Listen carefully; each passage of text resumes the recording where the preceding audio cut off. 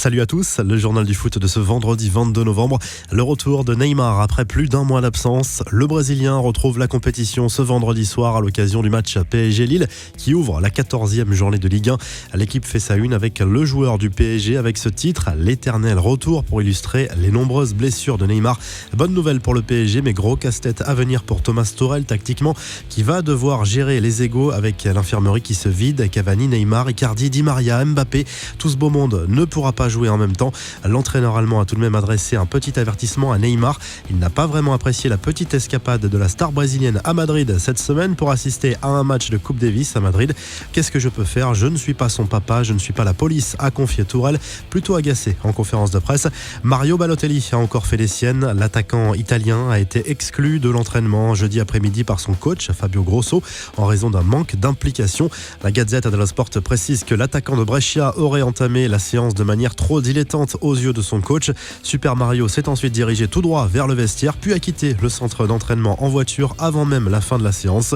Les dernières rumeurs du mercato et si José Mourinho changeait la donne pour l'avenir de Zlatan Ibrahimovic. Selon le Daily Telegraph, le Portugais souhaiterait faire venir le buteur suédois à Tottenham pour renforcer son attaque.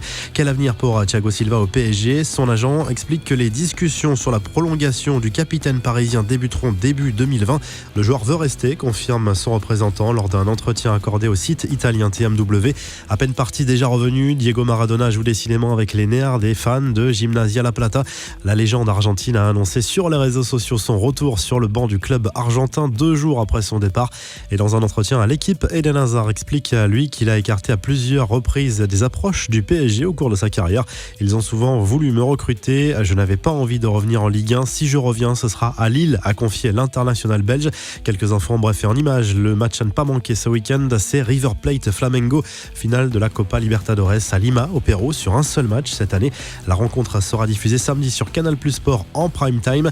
À suivre également ce week-end en Angleterre, Manchester City, Chelsea ou encore AC Milan, Napoli en Italie, samedi également. Triste nouvelle pour les fans du RC Lens et bien au-delà. L'ancien joueur et entraîneur des 100 et or, Daniel Leclerc, est décédé à l'âge de 70 ans. Il était le coach lensois en 1998 pour l'unique titre de champion de France du club. Les joueurs du PSG porteront bien la saison prochaine le maillot domicile dont le design a récemment fuité sur internet. Cette tunique reprend le fameux modèle Echter conçu par Nike. Le maillot sera donc bleu avec une colonne centrale rouge encadrée de 2 liserés blancs.